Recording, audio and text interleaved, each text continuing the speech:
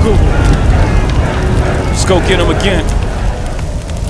Welcome back to the Robe Zoe channel. I'm your host, Mark, and welcome to your subscriber's choice, where you get to choose what this nose sniffs. And this is the designer edition. To all my designer heads, I got you.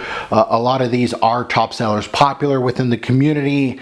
I know a lot of my audience not interested in that, but to the ones that are, this is a video for you. I will be reviewing these at some point. Some of these have been stuck in the subscriber's choice for weeks on end. I think it's now past a month or 2 months now that they've been in this subscriber's choice. But if you're new to this, basically all it is you have a YouTube handle, you can comment below, and basically the comment below is your vote. I tally them up within 48 hours, which is usually Thursday morning. I shut down the votes and I just tally them up, and the one that wins, I will, of course, review on the next Saturday after that to give me some time to review it.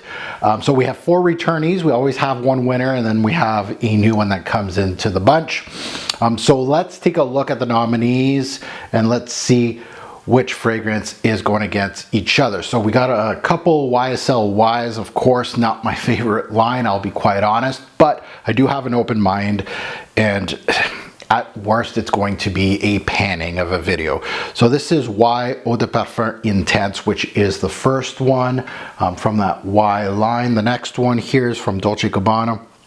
This one has been here since the start. Light Blue Summer Vibes, which is their newest light blue. This one might still be in here when they launch the new light blue for 2024. We'll see. Next is Armani Code Colonia, which is a discontinued freshie from the Code line. I was always interested in this one. Never got a bottle. Might as well test it before I do get a bottle or not. Probably will, just because it's a collector piece of the Armani Code line. This is the other Y Le Parfum.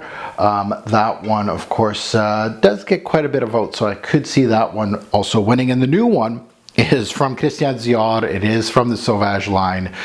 I don't know why I even got a sample of this, but it's Sauvage Elixir.